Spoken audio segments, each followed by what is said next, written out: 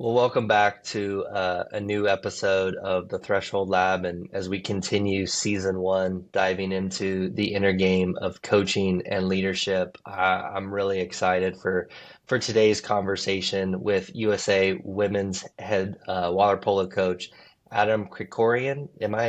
I should have asked that on the front if I'm pronouncing that You got right. it. You got it, Zach. I got ahead of myself. You got it. Well said.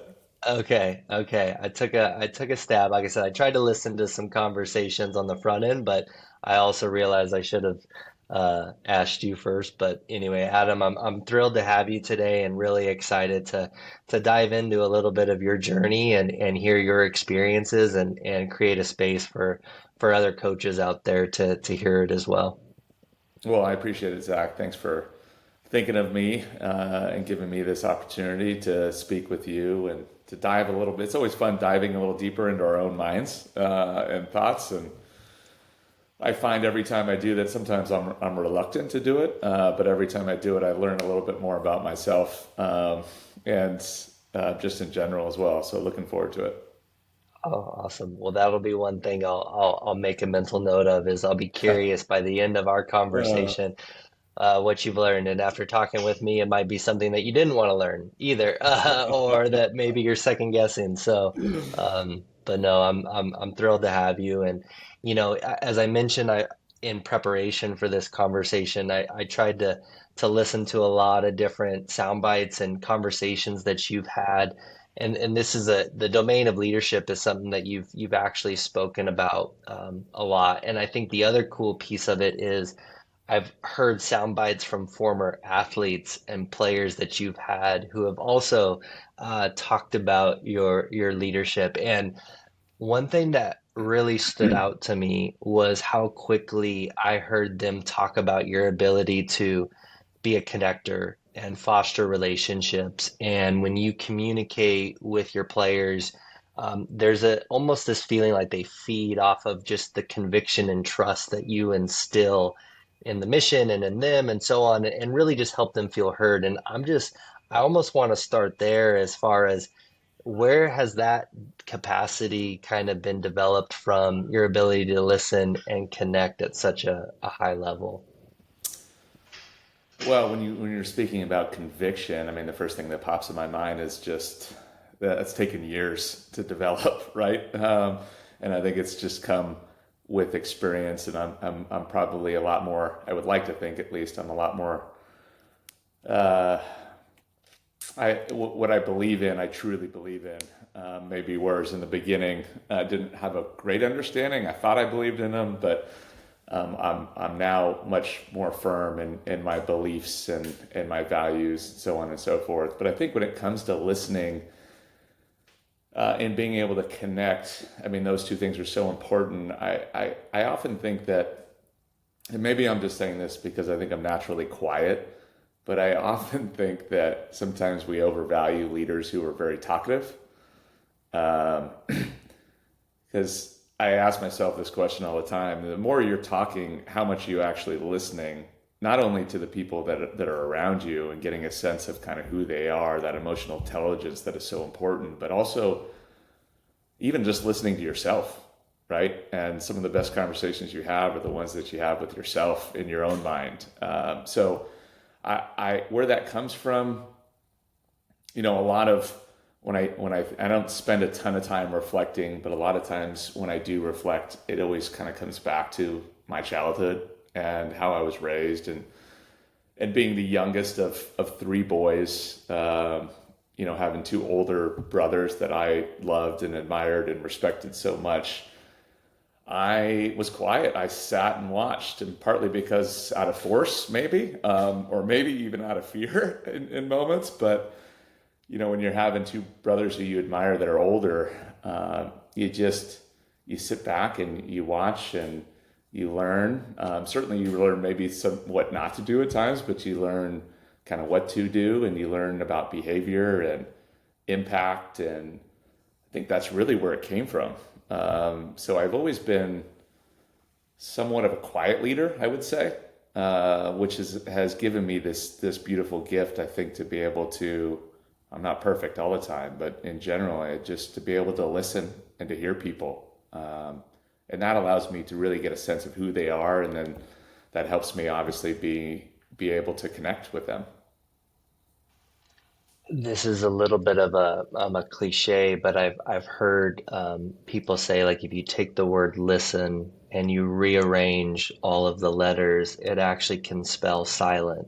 Right. And how what you're describing is sometimes one of the more underrated tools in leadership and connection is silence and just creating space for somebody else to share and to feel heard. And I don't know if this has been your experience, but I can empathize on a personal level with some of what you just described. I'm the oldest, so the on the opposite end in terms of Mm-hmm. siblings, but I have always felt on a personal level like listening is I remember just growing up and sitting around the dinner table or at family functions and just listening to the adults and just learning a lot, not only through the listening but also observing. And I think that's another thing that kind of goes hand in hand with that skill is the ability to see things by not just always communicating from a leadership standpoint, but to be able to see what's visible and also what's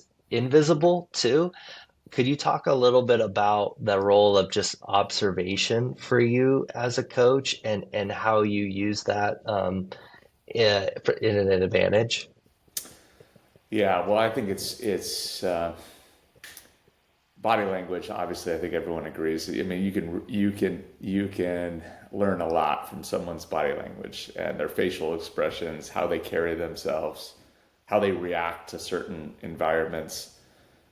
Even when I think about just myself with regards to even coaching in the moment in a game or maybe in a training or a practice, you can, if you're really in tune and you're really observant and you're in the moment coaching wise, which is not always easy to do in itself, but if you are, you really get a sense of not by necessarily listening to them, but by just watching them and maybe their interactions again with other people, but their interactions with themselves. Their not only their interactions, but their reactions to things that happen. And I think as I started out by saying, just reading their body language, it's those are just amazing cues for us as coaches to be able to have a better understanding of who they are, what they may be thinking, and then kind of dig into that. Noticing the times when it's the right time to kind of dig into that and dive a little deeper into what is exactly kind of going through their mind at that time. Are there any instances or times that you can recall where you remember seeing somebody's body language and using that as a moment where maybe it sparked some insight to maybe to invite you to ask another question or to address it or to even maybe hold back when in an otherwise moment you might have stepped in? Well, there's plenty of times I hold back because there's definitely a part of this process in which you need to let them explore themselves, and that balance of getting involved, and because you see something, but then also at times understanding that it may be not your time, and this is an important part of their thought process and their maturation is figuring it out themselves. But I mean, one just comes off the top of my head was yesterday actually in a practice in which I could tell someone was being very frustrated by the physicality of the game that was happening in practice, and specifically between her and another athlete. And for us, there's a part of the game which I think is always the most undervalued part of the game, and that's what we call transition defense or counterattack defense or fast break defense, which obviously happens after you have the ball offensively. And I remember her being really frustrated, and I could see the anger and the frustration on her face as the ball turned over and she began to swim back to play defense. And she just lost complete focus and awareness of kind of what was going on. And I just simply asked the question, after we stopped the possession, I simply asked the question, after the ball turned over, what were you thinking for the first 5 seconds? And, she sat there and took her a bit, but she, made the comment ultimately, that she was still thinking about the physicality on the other end, and not necessarily was in the moment in which she was in a position to play some good help defense, but obviously was not physically was in position, but mentally was not, was still, living in the past. So that was just an example that comes to mind. Those things happen all the time, though, all the time.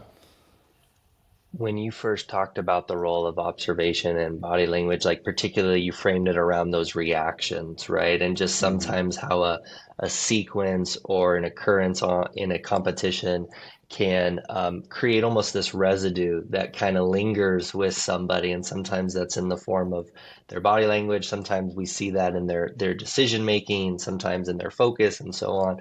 And I think you're raising such a um, great awareness around just being able to spot those things and then just hold space for the players to also look inward and kind of reflect and kind of course correct on their own too and kind of self-coach. It's very similar here in baseball. You don't have a coach standing next to you in the batter's box. The Right. last time I'm not a water polo expert. To my knowledge, you're not in the pool with your No, athletes, that would be an and so understatement. just being able to coach those moments and create athletes who can coach themselves is so crucial.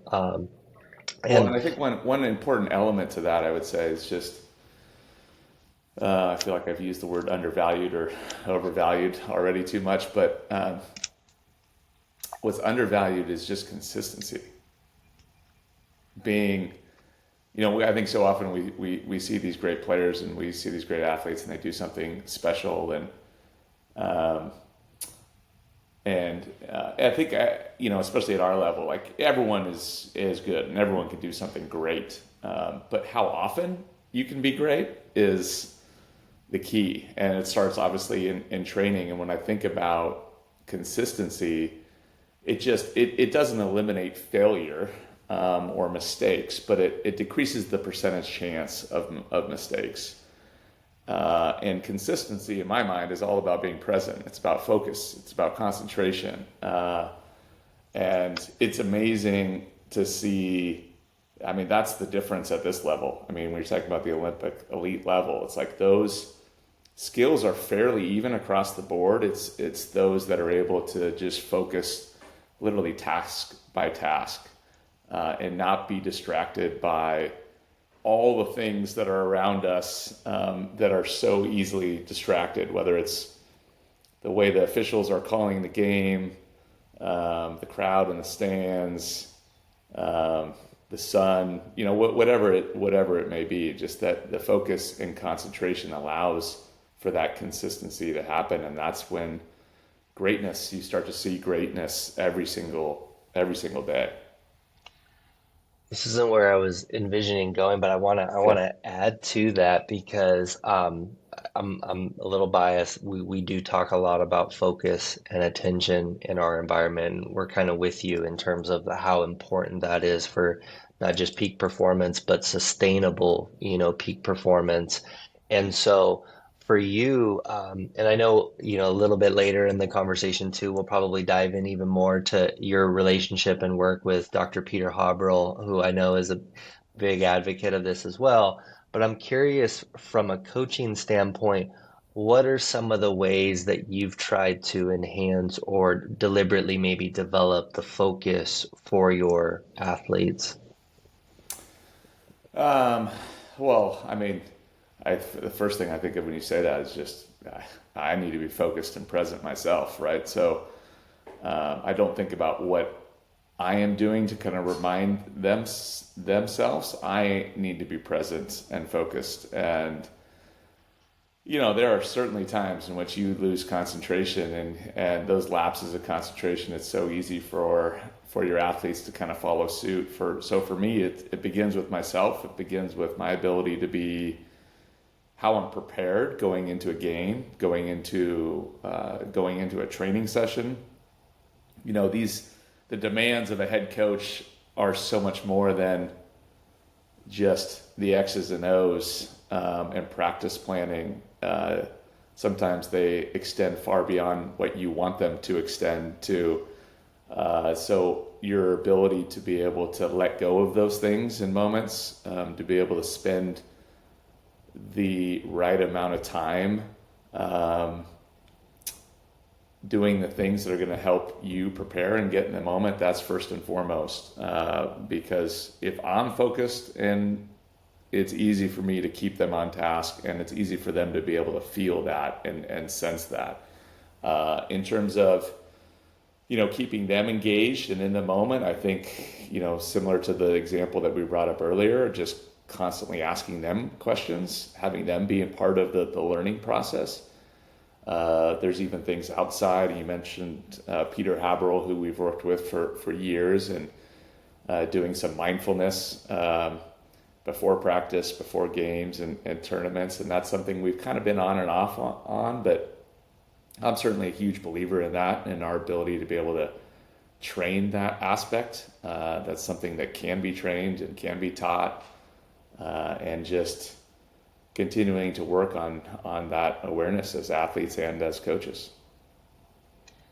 I appreciate the sentiment that you described around modeling, for your players, that focus and that attention, and not only being able to focus on the right thing at the right time, but also to ignore what's not useful, to ignore the distractions as well. It's kind of this two-part piece, and sometimes those distractions are in our own head as well. We talked a little bit about the self-talk and how I appreciated earlier you saying that some of the best conversations I've had have been with myself. We all have that coach on our shoulder, if you will, and we also have that critic as well, and just learning which one to give our energy to and our focus to, and how to direct that is important. I do want to circle back to what you mentioned at the beginning, because we started with these convictions, and you talked a little bit about some of your fundamental beliefs and values as a coach. And I think you haven't explicitly described all of them per se, but you've certainly it's shown through some of your answers. I'm curious, when you think back to the earliest version of you as a coach, what are some of the beliefs and values for you that have maybe stayed constant, and what are some that have evolved over your career? Yeah, I mean, I think honestly, I haven't changed a ton from the beginning to be real. I think the biggest differences probably is just I think now, and this could be a burden as well, as I have a greater appreciation for the detail involved and what's happening. Also, the consistency required to that attention to detail in order to maintain success and sustain that success over a long period of time. And then I also just think I have a greater perspective and kind of where this all fits into life, and this comes with age, this comes with experiences. I think when I was young, starting out, I was, I certainly believed in the same fundamental values. I just, again, the detail, and this is where I said, I mentioned it kind of can be a burden sometimes because, as you grow older, you have more and more experiences, more and more attention to detail. It becomes a little bit more important to that detail is excellent, but it becomes harder to decipher what is important and what isn't. You're not going to be able to cover and touch on every single thing. So, but in the end, I think the fundamental values of humility and the importance of resilience and connection amongst teams. I mean, those are all things that have just, I think, fundamentally have stayed the same for me over my entire coaching career. What you're kind of describing, lack of a better way of describing, or lack of a better way of framing it, is this notion of like kind of the curse of competence, right? Where it's like, I mean, the more information that you gather and you learn, which certainly is going to come through your experience, it also comes from you being such a student and somebody who's curious and wants to learn, and just from everything that I've read and listened to, that certainly I hear that to and through your words.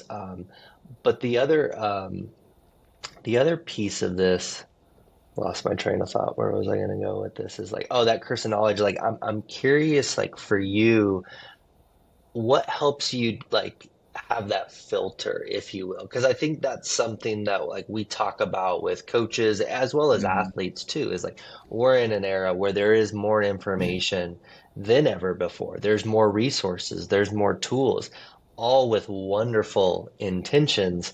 And there can be unintended consequences of those things as well. And so learning how to have a quality filter, how does that filter work for you, or what kind of helps you filter things so that way you can assess what's most important and what's not? Yeah, and I will say it becomes more it's a lot more challenging than it was early on because you if you just go through the same process as a coach, a lot of us are fairly controlling, so we want to control everything. And again, as you build this more knowledge and competence, as you said, your ability to be able to control all of those things becomes impossible. So I think for me, it's just as simple as um, just remembering the goals, the objectives, the uh, keeping the main thing, and that is going back to the conversations that we have for ourselves, is just being in tune with that awareness of the conversation you're having with yourself, and then reminding yourself always of those things. And those reminders can come in the form of, they can come organically in your mind, obviously, but they can also come through journaling, writing things down and going back to that book, or where you can reflect on that and just keep you focused. As Peter would always say, it's like that's the guiding light. That's the thing that you're following. And those reminders in that journal. And obviously also having people around you that keep you accountable to those things. And that's what great assistant coaches do. That's what all great staff members do. And when you build a community and a connection within a team, it's not just happening from coach to coach, it's also happening from athlete to coach as well. And Mm. that's when things become really special, I think, when you're building something that you're all in unison, working together, holding each other accountable and responsible for the values and the things that are most important to the group. There's something to be said too about when you foster kind of that two-way relationship between staff and coaches and players too. Like there's more, there can be sometimes this stronger desire to protect things like the culture, or to protect like the standards, because what you've now also done is you've brought in everybody to have a piece in that, and people are more likely to commit to things that they help create. And so I love that notion of how important that has been for you to make sure that that information and learning goes in both directions. You mentioned journaling, which is something that I've heard you reference as well as a practice that over the years you've developed. What sparked that, and what how has journaling served you? I mean, what sparked it? I was never a big I never was a big writer. Never journaled until my senior year in college. I played water polo at UCLA. We hadn't won a national championship since 1972. It was 1995. I was a senior in college, and so we had been in quite a drought. My brother had gone to UCLA, played water polo, so it was kind of in my blood and my bones. And I'd always had this dream of winning a national championship as an athlete. And after your junior year, when it hasn't happened yet, you got one more shot. And I remember kind of feeling the weight and the pressure of that, and kind of saying to myself, well, let's just give it everything we got, for this next year. And that's when I started journaling. I journaled, I don't know if it was every day, but certainly weekly, for a year. And after the end of every journal entry, and it was not just about athletics, it was about my social life and my girlfriend and my family. And so just being able to get it on a page. But at the end of every journal entry, I wrote NC2A champions and with three exclamation marks. And I did that every time. So I must have done it, I don't know, 200 times over 365 days. And, it gets to my senior year, and we have a fabulous year. I won't bore you with the details, but we won a championship. And, I think it was just, for me, it was like, wow. It's like I wrote it down not every day, but, and I knew that there was a chance it wasn't going to happen, but I felt like the more I wrote it down, the better of a chance it was going to happen. And it also helped me to remember what the focus was, and what the goal was. Well, one of the things, Adam, that I really loved about what you just described in terms of your journaling practice is that how you described putting the NCAA champs at the bottom and Yeah. just all the repetition of language and reminding yourself of what you mentioned earlier, like keeping the main thing. Like, what an awesome way to do that over the course of your athletic career, over the course of that particular season. And then to see it pan out the way it did for you and the team. I mean, I can only imagine just the range of emotions that come from that, but also now of how much that practice now can become kind of ingrained into something that you have as a tool to go to for the rest of your career. Yeah, it's certainly, and the neat thing is being able to look back, after the process is over, whether it was back in 1995, reliving my glory days, or just as a coach and seeing things kind of come to fruition, but also seeing things, seeing the doubt maybe, or the questions that you had, even about yourself, or maybe about your team, or and then being able to see that, no matter what was happening with the questions of doubt, or thoughts of maybe even insecurities at times, you were, or I was able to succeed and have some success kind of even through those question marks. So it's neat to go back, and not that I do it a ton, but it is neat occasionally going back and looking at those notes.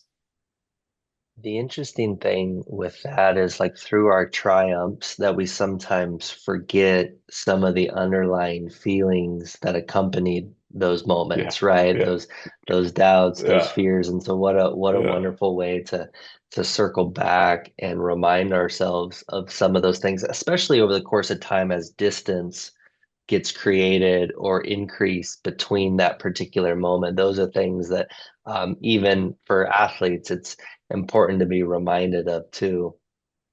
Yeah, I mean, the things that jump off the page when you say that, and I'm giggling in the background here because I'm thinking of, every time we have success, we win a world championship or you win a gold medal in Olympic Games. I mean, it's just easy to think about, oh, that was just an amazing experience, but you forget about all the difficult times and all the bumps in the road, and at the same time, we finished fourth in the last Olympic Games, which is the first time we hadn't medaled, or hadn't won a gold medal since I've been doing this, and so I think naturally people start, even the athletes and staff. I mean, it's natural to kind of think, oh man, everything was a failure. Like this process was awful. But it's good to have those notes and those reminders, looking back and thinking about all the positive things and the things that you did accomplish, even in moments of in struggle or perceived failure, and vice versa as well. I appreciated you sharing how that practice of journaling ultimately stemmed from your own athletic career, right? And how that's now kind of continued into your coaching career. And I think it was one of many, I'm sure, but one of the things that you found that helped you ultimately kind of become the best version of yourself at that given time and get as close as you could to your potential. And I've heard you describe some iteration of that, coaching isn't about just getting people to do what you want as the coach. It's also about helping them become who they're capable of being. And I'm just curious, like for you, like what inspired that coaching philosophy and that framework, and maybe also what are some of the ways it's challenged you over time? It's hard for me to say kind of what inspired that. I mean, for me, it's just it's humility, I guess. I mean, it's not my journey. I'm helping them through the journey. So for me, it's having them take ownership of it. I think of so often just the difference between renting and owning. When you think about renting a car, and how crappy we treat that rental car. Yeah, we don't seem to care when we're going over the speed bump at 60 miles per hour, and we don't worry about the damage necessarily, although they may check when you turn it in. But when you own it, that's yours. It's amazing the attention to detail and the care you have for something when it's yours, when you own it. So I want the athletes ultimately to own their journey. And for me, it has challenged my ability sometimes to communicate effectively. In that, as a coach, you have all this knowledge. We were talking about it earlier, just the competence, and you have all this knowledge. You know what it's supposed to look like, and when someone's not necessarily doing it that way, the easy thing to do sometimes is just say, you know, just the frustration and anger kind of gets to you, and you just tell them what to do. It's not that difficult. I've probably even said this myself. Just do what I tell you to do, and you'll be fine. But and this is the one thing I don't know if this is appropriate or inappropriate to say. So excuse me if it's inappropriate. But this is the one thing I've really enjoyed about coaching women is the with women. And my old coach at UCLA said this, I remember, and it's really sat with me since then. It was, the women want to know why they're doing everything. They want to know a reason. They want some intention behind it. And and I coached for years. I coached the men and the women at UCLA, and kind of seeing the difference. Sometimes with the men, all I had to do was scream a little bit, throw a few F bombs in there, and they do kind of, they just do what you want them to do, and that was fine, and they were fine with that. But with the women, you had to come at it with some intelligence. You had to come at it with some intention, and honestly, it's forced me to be a better coach. It's forced me to be more detailed. It's forced me to explain and to answer those questions as to why are we doing this? Why is this important? Whether it's a tactic or whether it's just the process itself and explaining where it fits in. And I'm naturally a very competitive person. I used to have I feel like my temper is kind of tempered down a bit since I was young. But it's still there, and then she'll still pops up. And sometimes when my frustration and anger get the best of me, I'm not the greatest at explaining the why. And so I'm kind of forgetting your initial question, to be quite honest. I'm just kind of losing myself in this moment, and just the importance of explaining that, of them taking ownership of the process, and me just relentlessly expressing the vision, day in and day out, and then having some justification as to what we're doing. No, I think you actually nailed the question, because part of this is you just described, like it's painting a picture of that vision, not only for the team but also for that individual and who they're capable of becoming, as along the way then also being really clear and deliberate in explaining why we're doing everything. I think that's like the more time you spend around a lot of high performers in a lot of different settings, is the intentionality behind what they do tends to be turned up in a lot of different aspects of their life. But then ultimately, how that then funnels into, like you mentioned earlier, the difference between renting and owning. And when you have a firmer grasp of the why behind what you do and how that feeds into you becoming who you're capable of being, the best ones they take ownership of that and they drive that. Yeah, and it's when that happens, it is a pretty incredible sight to see. Um, and it's incredible in terms of their development, their skill development, their water polo IQ. But the beautiful thing, maybe the most beautiful thing, is just the confidence that is earned through that process, of taking ownership of it, and then realizing that it was it was really them who led that development, and that gives them confidence into the next venture, whether it's the next year of playing water polo, or um, moving into business or teaching or being a mother or father, or whatever it may be. But the confidence that comes from that is just is priceless.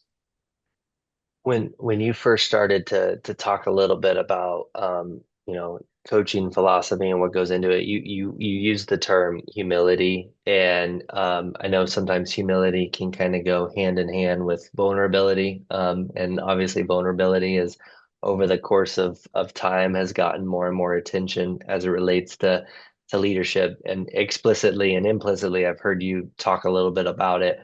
What does vulnerability look like for you, maybe behind the scenes as a coach, and just what role does it play in kind of your coaching philosophy? Yeah, I mean, for me, it's just about being an honest and real dude. I mean, there's nothing worse for me. I don't. I enjoy people who are just authentically themselves. I mean, obviously with boundaries. It can't be reckless authenticity. There's got to be some boundaries around it. But um, we're in the business. This is a team sport for us, which when we're talking about building teams, it's about building relationships and building connections. So there's no way for us as coaches or as athletes or as team members in general to be able to build those connections without some vulnerability, without some just realness and some open, honest conversation or expressing your thoughts. And I think it can become a little bit more challenging these days with this with social media and people, putting forth an image of their lives that might not necessarily be the reality. And so for me, it's building that connection. It's building that bond that isn't necessarily performative. That's also organic. I think you got to be, you can talk about vulnerability all you want, but it's not can't just come into a meeting and you know cut onions beforehand and start crying. It's got to be real, and it's got to be organic. And but it's amazing when that stuff is happening and you're having those honest and real conversations. And yeah, and which sometimes can be what you asked, like kind of what it looks like. I mean, sometimes it can be a lot of anger and frustration, but sometimes it can be a lot of sadness and many tears. But it's something that when it's organic, it's really connecting and bonding the group. As you just mentioned, recognizing there can be couple different sides. I think more often than not, people think of vulnerability in the context of a difficult loss or, hardship or going through sadness and those types of emotions. And at the same time, there can also be vulnerability on the other end of the continuum as well. I'm curious for you, if you reflect back on your coaching career, is there a time that stands out for you where like you felt like your vulnerability really, like, again, wasn't maybe like, hey, I'm going to try to be vulnerable in this moment. It was real, it was authentic, but your vulnerability or like the team's vulnerability kind of boiled to the surface, um, whether it was for something wonderful or it was something challenging that the group was going through. Um, unfortunately, our team has experienced a lot of moments outside of sport that have forced, uh, maybe forced is not the right word, but has put us in the position to have a better perspective on things, and it's forced us to be vulnerable in moments, whether it be someone surviving an attack of terror to losing a relative or family member to this past quad having one of our best athletes who ultimately lost her husband from cancer, kind of going through that process for a year. And I mean, those are the moments that just are so fresh in my mind that happen, that just organically again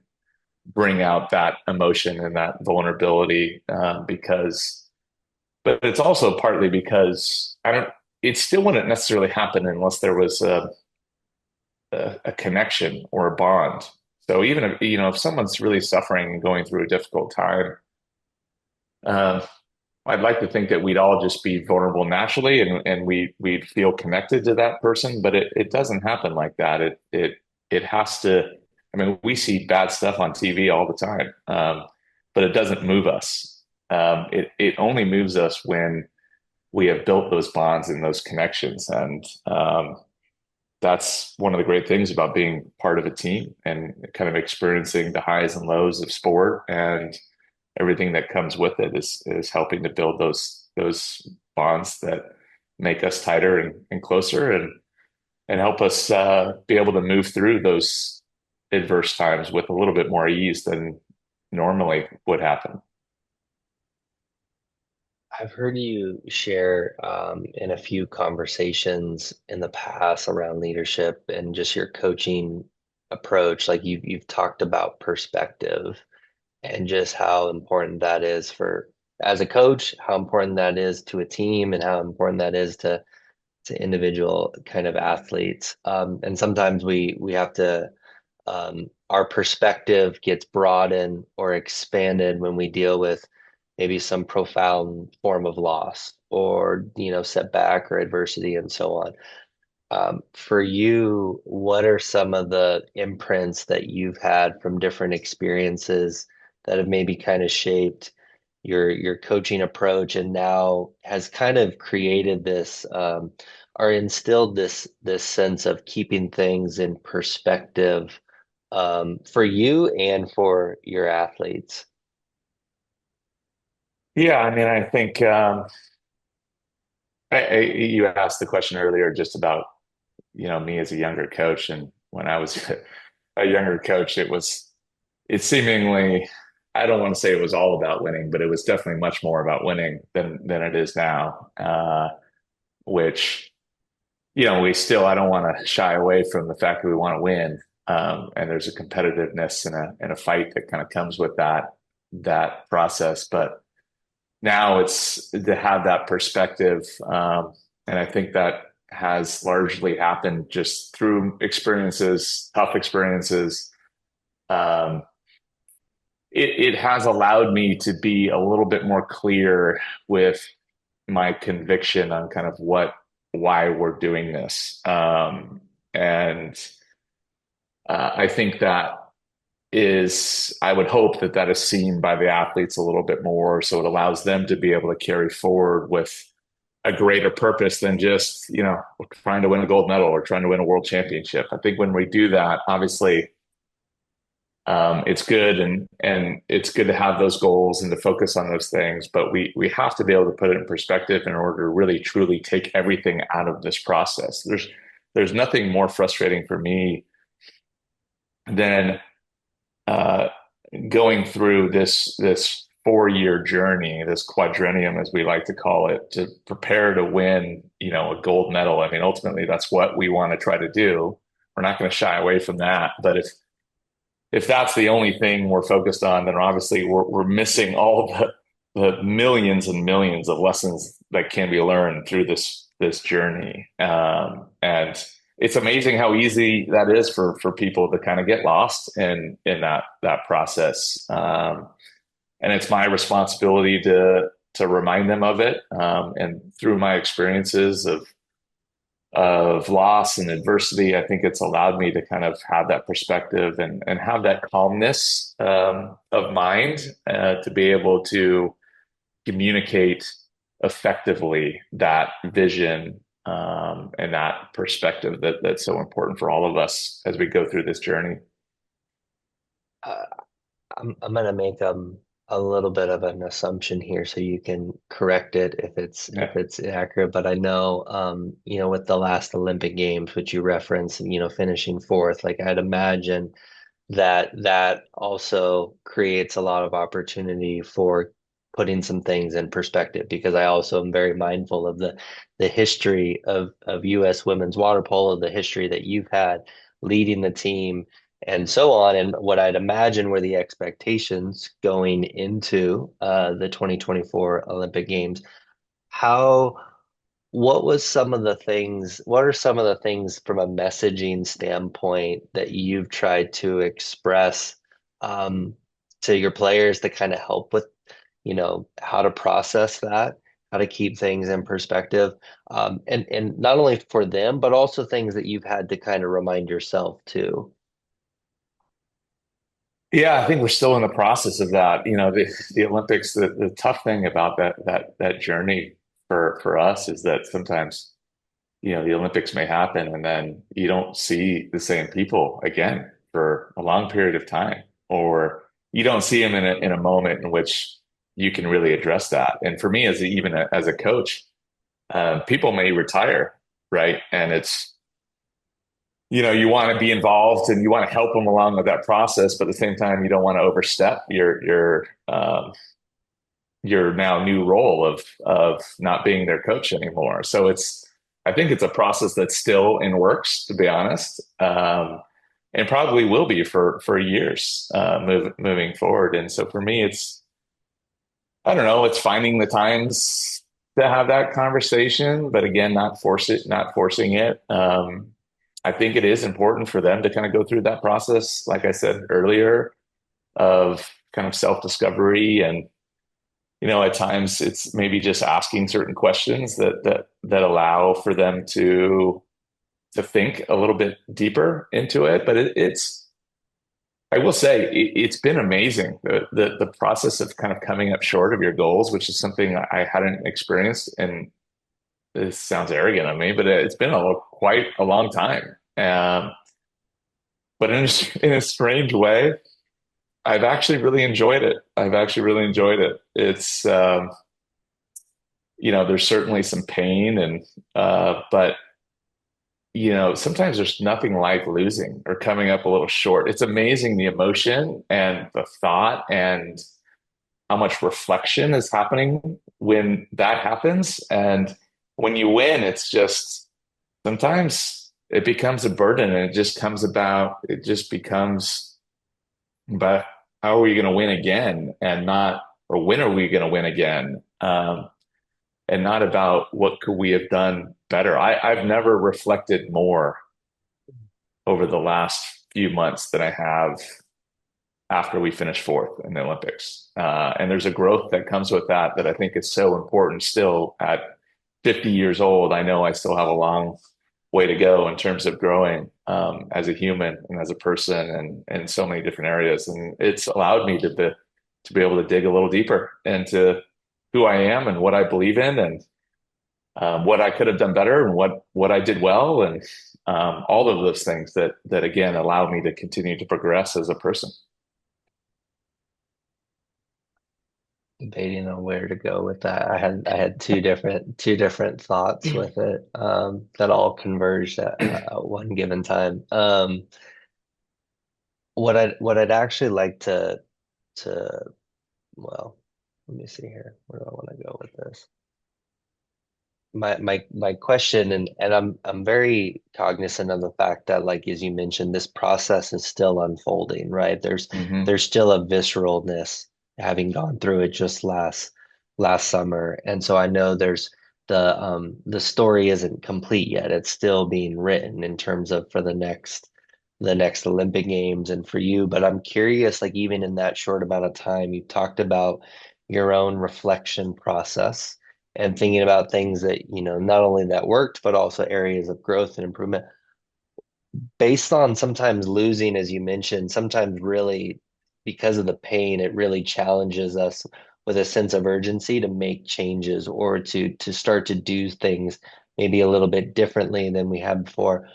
In this short time since the Paris Games, are there things that you've already made adjustments to as a leader, as a coach? I know there's a lot of different variables, especially too with the dynamics of the team. But I'm curious, like for you, what have been some of the shifts that you've already seen following that loss? Yeah, it's a great question. Obviously, I've thought about it a ton. I think for me, um, the biggest shifts have to do with, again, I spoke on this a little bit earlier, is just keeping the main thing. And what as I look back on that process, I think we did a lot of great things, to be honest. And I think it's important to recognize those things. But I felt like I was personally a bit distracted by all of the things that can come with being a leader, can come with being a head coach outside of the team and preparing the team to have success, and um, all of those other things within our organization. Some things that I grew very frustrated with, I think distracted me from my ability to be able to do my job to the best. I still feel like I did a pretty good job, but to the best of my ability. And so it's being able to tune out those things. It's also being able to delegate, which is something that has always been a struggle for me to be able to do. That being able to delegate things and be okay with that delegation and let other people handle it. And some of that just starts with being a little bit more organized in how I perform as well, and what I'm working on. And then, if I am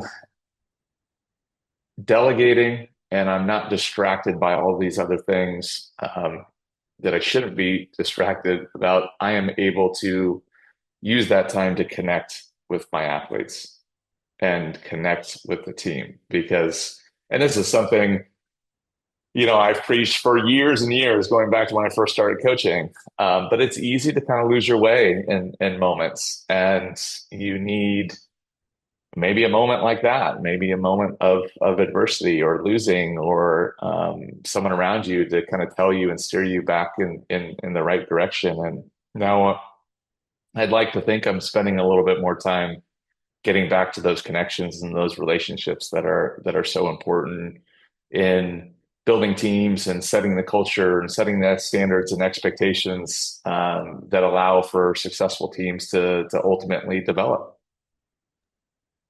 You mentioned there with just some of the ways in which that you've already made some shifts and changes in your own kind of coaching, not only in actions, but also in reflections as well. And anytime we go through changes, there's a loss built into that, a loss of maybe an old belief, an old thought, letting go. There's that process of change also requires letting go of things as well in the midst of the process. And so with that, I'm kind of curious to kind of shift towards just thinking now on the grander scale, your growth and development as a coach over time. And I'm curious if we were to sit down with the 2004 or an earlier version of you, would there be any surprises that they might have about the way in which you lead or you coach today? Um, I don't think there would be a ton of surprises. I do, if I had to pinpoint one thing, I think a younger version of myself would be very surprised by my willingness, and not only willingness, but my excitement to have difficult conversations, um, even confrontation. And I think early on in my career, you're young, you're maybe a little bit insecure in kind of who you are, what you believe in. Sometimes you shy away from ruffling feathers, or you might see this big, ugly problem and you just want to sweep it under the rug. Uh, that I am so 180 degrees now from that.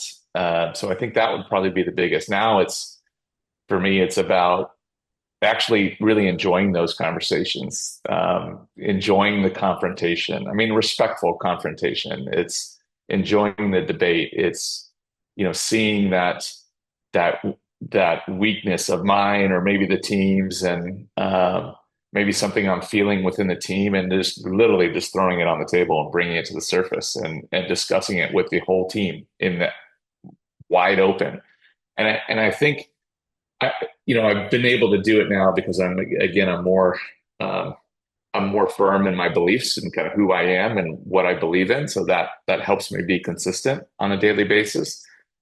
But I also see the growth, and I understand the growth that comes from those moments.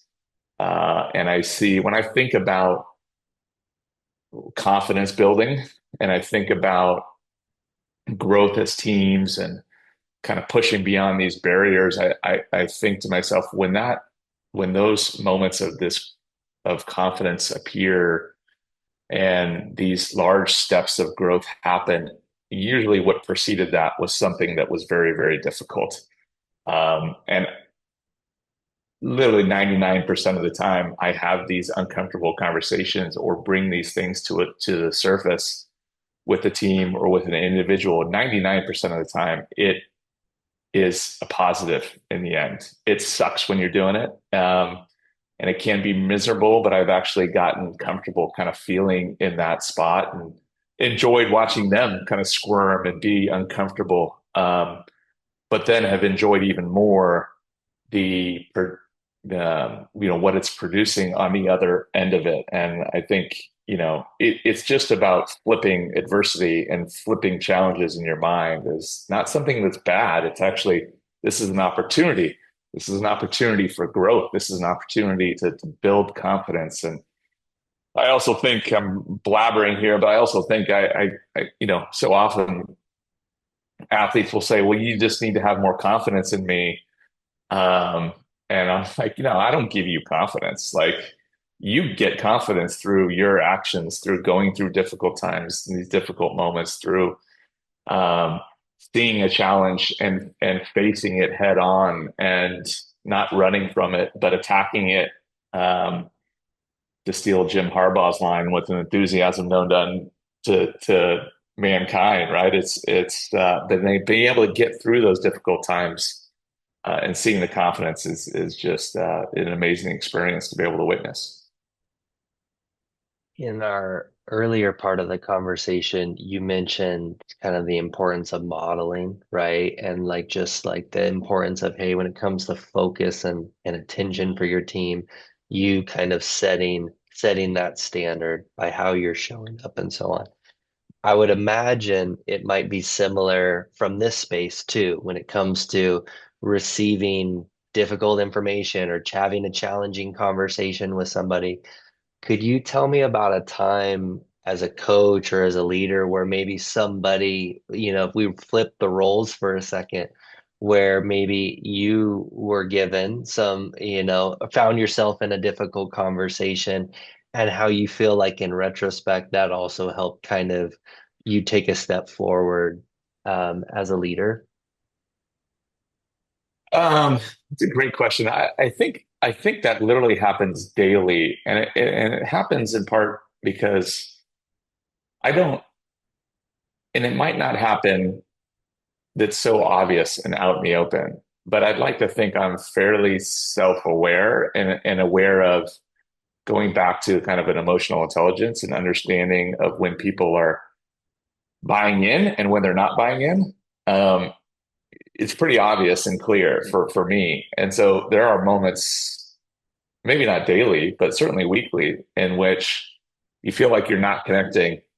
Like someone is not, you can tell that someone is not accepting your feedback or your vision. And it forces you, again, whether you're having that conversation with not, but it forces you to reflect a little bit and to think about, well, how is my messaging? Is my messaging on point now, or am I just completely off base? Or did I not set this up well? Have we, not emphasized the right things? So as much as I am firm, it's this amazing balance of like being really confident in who you are and firm in your beliefs, but also every second almost questioning yourself. Um, and it's a hard thing to understand. But I think it's something that balance is something that's really important. I'll never forget. I mean, maybe the biggest example is when I first took over this job in 2009, and we won a world championship within my first 3 months on the job. And but I think probably 75% of the team wanted me fired. And I was coming from UCLA. We had just won 5 national championships in a row. I had this thing. I was like, this is how we're doing it. It's just had it locked in. This is the process. And um, you have some success and you think, oh, everyone should be happy. We just won a gold medal in world championships. Well, no, 75% of the team hated me and wanted me out. So um, that was a moment, certainly, where you're like, okay, maybe you did some good things, but maybe you got to reevaluate yourself and what's important. Or these aren't the same kids that you're dealing with now. You're not just dealing with college kids. You're dealing with quote unquote professional athletes that have been around a while, that aren't just going to believe you because of the success you've had, in the prior years. You got to kind of earn that respect, and you got to relentlessly express and communicate your vision on a daily basis in order to earn that trust and respect that's so important for us coaches and for us leaders to have throughout our team. Throughout this conversation, you've made reference to, some of your fellow coaches, staff, the players, different people that you've learned and grown from as well. Like, I think we all know that like it certainly takes a village for all of us to continue Yeah. to grow in different ways. And we use that with kids, but over the course of time, we don't use that adage as much with us as adults, but it probably is still just as, if not more relevant than ever. So I'm curious, like for you, if I were to ask you like who is it that coaches you, and that can be either formally or informally, how would you answer that? I mean, the first thought that comes into my mind is my wife and kids. My wife and kids coach me. I mean, my athletes would love to see what my home life is like. I was having dinner with my kids the other night, and my wife wasn't there. And the somehow it came up as like, what is the one question each of us always ask out loud in front of the whole family? And I think, my wife is amazing. She works full time. She does all the finances. She takes care of the kids. She cooks. She literally does everything here. But the one thing, the one thing she can't find ever is her phone. So that was, I think my daughter said, "Oh, it's mom says, where's my phone?" And I said, "Well, Annabelle, yours is where's mom? That's your one question. It's like always, where's mom? Where's mom? Where's mom?" And I think my son's was what's for dinner?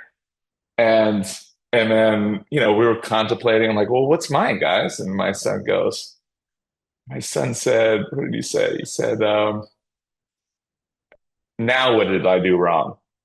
And it's so true. I think there's so often I said, okay, what did I do wrong now? And so they just give it to me. It's just not nonstop. So talk about being humble. When I walk through that front door, I mean, it is. They could care less about gold medals and world championships or NCAA championships. It is you're coming into the um, it's not my domain. But on a serious note, I think it's a tough question because the reality is that being a head coach is like living on an island, a deserted island, and it's not a tropical one. It is one that is very lonely. Um, People may always think that they're prepared to be a head coach when they're assistant coaches, but until you sit in that chair, don't know what it's like. And that's why I am someone who firmly I'm so careful to be critical of head coaches. I think we're all in this. We all need to support each other because we know how difficult it is and how lonely it can be. And so for us to be able to find people that can keep us in check, that can kind of remind us of who we are and what we believe in and what the mission is of the team or the organization is enormously important. So on a serious note, it is my family in some ways because they keep me humble to that perspective that I've spoken about. It's certainly my assistant coaches. I want people that I work with that are able to be able to say, hey, you're a little off base, or kind of steer me back in the right direction. I've used Peter Haberl a ton. He was someone who came on, is the first person I met with back in 2009 as a sports psychologist. And I brought him on thinking he was going to work with the athletes. And little did I know that, a year later and for 15 years, I would probably use him 80% more than everyone else. And he really helped me just understand myself a little bit better, dig a little deeper into kind of who I was and what my philosophy was. Um, but then just constantly trying to learn from everyone around you, again, whether it's coaches or other sports, reading and watching. But as coaches, we need other people. And I don't know if there was an area, honestly, that I'd be interested in moving into past coaching. Um, I think that would be number one for me. It's just helping leaders lead, helping coaches coach, and that's why I'm fascinated by what you do, honestly, Zach, and what others do in that business. And so much of that is sports psychology as well. You mentioned earlier in the conversation that, you get into it and you think about the X's and O's and the tactics and things. And then obviously there's some admin and detail oriented things that go into it. But there's certainly, we tell our coaches here that like whether you signed up to be a sports psychologist or not, you are like on a day-to-day No doubt. basis, just the mental, emotional toll that and it's not just exclusive to baseball, as you mentioned. Like I know that, Olympic sports like water polo, like they certainly create their own sense of toll that is a lot to bear and it's a lot to carry, especially for one person. So if you don't have somebody there who can help you say, hey man, like you're carrying a lot on your shoulders right now. Let me help you take some of that out, or just realize like what's important for you to hold on to or what's important for you to let go of as well. And it sounds like Peter is certainly one of those people for you in different ways. And I'd be curious if you can maybe speaking a little bit more as to, I know you've said you've certainly benefited from his presence and your conversations and him asking questions to get you to maybe think deeper. Maybe what are some of the other ways in which that are more like if you were to kind of describe that a little bit more, what are some of the ways in which you feel like having someone like that has benefited you? Yeah, well, it's nice. First of all, I'd say it's nice to have someone that's loosely connected to the team, right? It's not necessarily um, I don't want to use the word embedded because it is great to have them embedded within the team, but they're just outside the organization. They're like, so this their perspective, someone who's maybe not in our sport necessarily, so can relate it to other things outside of our sport. Sometimes it's easy for us to be blinded by, our past experiences in our sport, or we just end up surrounding ourselves with very like-minded people and kind of a one way to think. And so for him being on the outside, quote unquote, on the outside I've really appreciated his perspective. And And then the thing that just honestly pops up in my mind too is like he's Austrian. He's from Austria. So he, and not that he isn't an American citizen, but he also has this worldly perspective also that has uh, been very eye-opening for me, as someone who's kind of born and raised here in California and haven't moved very far from Northern California to Southern California, and just to hear his life experiences, what it was like growing up in Austria and the history there, and that part of the world has been fascinating. And then for me, just to be able to, he's helped me just understand a little bit better about who I am, what I believe in, and sometimes it's just reinforcing kind of what I already believe in as something that I should hold on to. And then his big thing with mindfulness is has always been, and this is something I definitely didn't understand until he joined our program in 2009, was your I don't know the best way I could say it, but your thoughts, essentially your thoughts don't necessarily control your actions. Um, and we can't control our thoughts, but we can control our actions. So um, whether they're positive thoughts or negative thoughts or all sorts of thoughts across the board, ultimately we have a choice in the actions that we make. We could be nervous as heck going into a game, but that doesn't, and not very confident, to be honest, but that doesn't necessarily equate to a bad performance. Sometimes actually that fear or an appropriate amount of fear can help us have some success. And he's, whereas I think early on before he joined, I was more of a thought of like, why am I thinking like this? This is not good. Red light, red light, red light. You know, things are just going to go down the tubes. But now I can notice those thoughts, be aware of them, and then be able to understand where I want to put my attention and how I want to focus and how I want to carry forward and what my actions are going to be after those thoughts occur.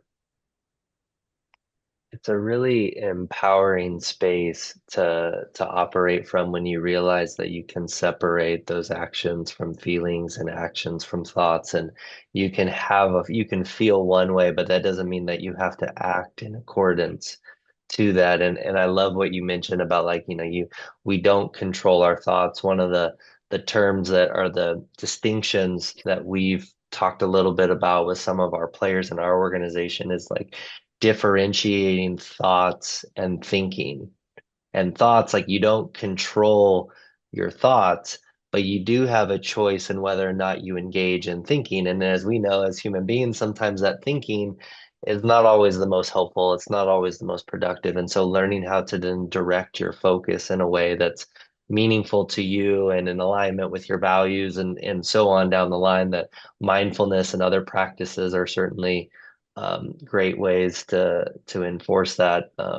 Certainly hit home here as well. And I think that's a nice tie-in. I just had a couple questions. I want to be mindful of your time. I know this is an Mhm. off day and probably one of few and far between. So I'm really grateful for, again, you taking some time out of that to share with us, Adam. But with that, I'm curious, like you mentioned the island that head coaches can be on and the toll that comes with that. I can only imagine what that toll is, especially for running an organization and a program like USA Water Polo that has had the history that it's had, that has the expectations and pressures and all of that built in. What advice would you give to other coaches out there in terms of ways in which to help kind of manage some of the tools around coaching and or some of the practices that you feel like you lean on to kind of keep you grounded amidst all of that? Oh, the first thing that pops in my mind, it's different for everyone. I'm not going to tell people exactly what to do. I will tell you what works for me. And um, what works for me is number one, kind of like just taking care of yourself. And when I think about that, I think for me, it's just fitness. It's working out. It's I feel awful about myself when I'm not in shape. Not that I'm in great shape by any stretch of the imagination now, but um, so that that fitness allows me to think a little bit clearer, to be a little bit more relaxed. When I'm not working out, I can just feel the tension and stress building. So it's an important part of I wouldn't say necessarily always a daily routine, but for the most part, a daily routine. I also think um, it's about hiring people, getting people in your circle that you truly love, like and that you respect as people. Um, Not that are just great coaches. And if you can marry those two, great, obviously. But for us, we spend a lot of time together. In fact, for us, there's moments in which we're literally traveling the world for 5 or 6 weeks straight. So if it becomes just about water polo and you're around these people just because, and particularly your staff, just because of their ability to be able to be really good at their jobs. And again, that obviously that is important. But if that is the only thing, and you don't really enjoy them as people, and you don't have a connection and respect them for who they are and the values that they live by, then you're not going to enjoy the process as much, and it's going to be much easier to be isolated and to feel that on an island where I truly love the people that I work with. They're some of the best coaches and doctors and trainers and strength coaches and psychologists, managers that I've ever seen, but they're even better people, and more enjoyable to be around. So when we have an off day or half a day, or we're able to kind of, no one takes themselves too seriously, and we're able to do our work with some humility and some joy as well. And that's kind of helped me keep that perspective and um, keep me fresh and loose. And obviously for me, I mention my family a ton. When I come home and I see my kids and my wife, it's always a reminder every single day. It's a reminder that water polo, being a water polo coach is kind of what I do. It's not necessarily who I am. It's a big part of what I do, and it is a slight part of kind of who I am. But ultimately, it's this enjoyment I have for my family and my friends and all the relatives and all the people that I love in my life that allow me to have that perspective that for the most part keep me calm or get me refocused on what's important. Mm, yeah, I love that. I love the themes that have shown up now a few times in the conversation and family. I know it's funny. There's a theme throughout a number of these other conversations that we've had in this season with other coaches about family always gets brought up generally towards the end, but we also know how important they are along the way. I also circling back to you describing how your kids coach you and what that looks like. I love the dinner table example. Nonstop. It's It's am nonstop. it's amazing them being sponges and what you don't realize that they may hear. So I love that. And then that kind of leads me to now my last question here. It's the question I like to wrap up each episode with is Adam, what's something that you're proud of that maybe you don't always get an excuse to share or to talk about? Oh man. Um, Something I'm proud of that I don't always get a chance to share. I mean, uh, man, there's so many things that I'm proud of. I I think it's hard to just pinpoint one thing. I mean, That's, obviously, you can it's. I choose mean, multiple. That's fine. yeah. I mean, for me, it's things that are popping in my mind are my family, obviously my kids. When you see, you want to raise kids who, and they're not perfect by any stretch of the imagination, and not that I'm not on them about certain things. But when you raise children who you feel like are just good kids who have respect for other people who care for others, who are hardworking. That's as a parent. I mean, there's just nothing better than that. I don't talk about them very much. So any chance I do, I will a tad. Uh, for me, God, what I'm proud of. I'm also proud of just being resilient. Not to tell you my whole life story, but I was not a very great athlete. I was a decent water polo player coming out of high school. I think many people would probably were surprised that I went to a school like UCLA, and um, I think I've always felt like I was doubted a bit. So being able to overcome those things, to be able to be a team captain at UCLA for 2 years. Honestly, my greatest honor that I wouldn't trade for anything was being, and not many people know this, and I'm hesitant to even say it because people might not think it's that big of a deal, but for me, it's a big deal. Um, I was named most inspirational by my teammates for 3 consecutive years, sophomore, junior, and senior year at UCLA. And there's no greater feeling in the world than when you earn that respect and you inspire other people, especially your peers. So it's still, I get goosebumps thinking about it. I trade all the gold medals for that. I wouldn't trade all the gold medals for that. I mean, that is, and that has in some ways framed my coaching, because not in that I want to continue to inspire, but I want to urge my athletes to inspire their teammates, because there's nothing like that bond and that connection. As coaches, I think in a lot of ways we're just want to be athletes. We want to be in their shoes and we want to feel that connection. And so, in some ways, we live vicariously through them. And I'm jealous of them every day, being able to share that connection and that bond and inspire each other. And as a coach, you feel connected, but it's not the same connection. You'll never feel the same connection that you do when you're an athlete.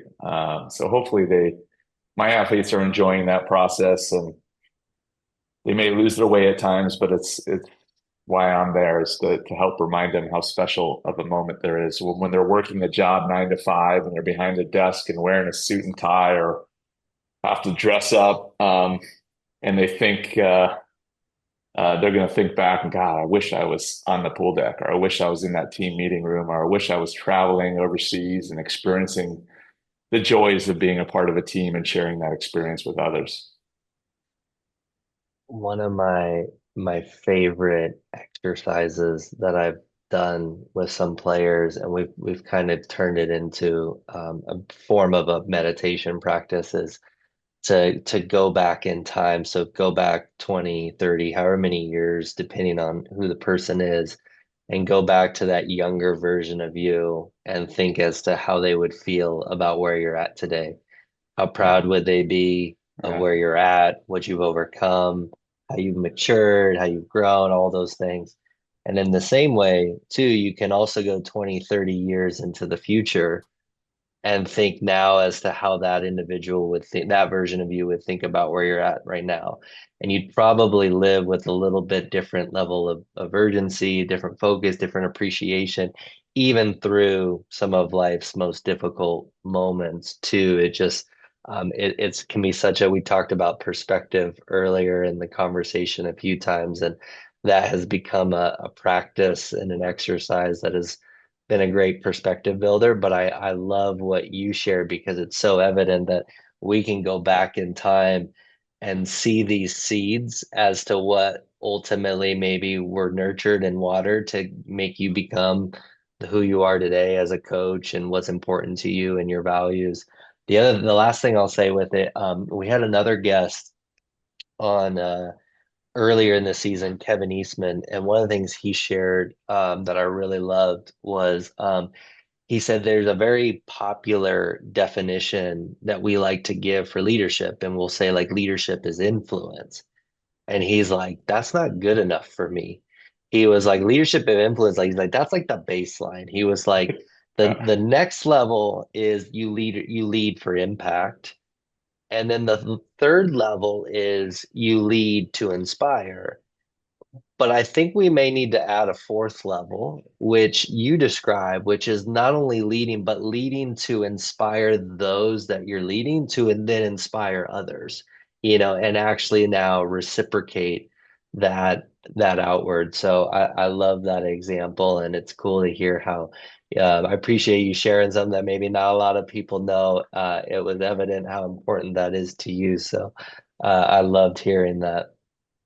Yeah, well, I appreciate it. That's I love what Kevin said there. And sometimes this is why you need people like yourself around a little bit, so you can even be clear, and help communicate your own my own thoughts. But I love that exercise too about the younger self and thinking about how proud they would be. I'm definitely going to steal that one, Zach. So appreciate that. Yeah, no, no, please do. I was gonna say, I think a lot of people I know in our profession, we always say we're all master thieves. We're all just kind of borrowing No and doubt. adding our own little artistic spin on it. So, but Adam, I'm again, I'll say it again. I'm just thankful that you took some time out of an off day to share with those listening, and really grateful for that, and excited to continue to follow your coaching journey as well.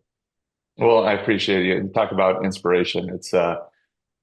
I said this before we started, but sometimes you're hesitant whether to jump on these or not, to be honest, but I've respected your work. And I also just know that how much inspiration that's going to, how much stimulation that's going to occur and that's going to allow me and help me to be a better coach and better leader too moving forward. So thanks for having me.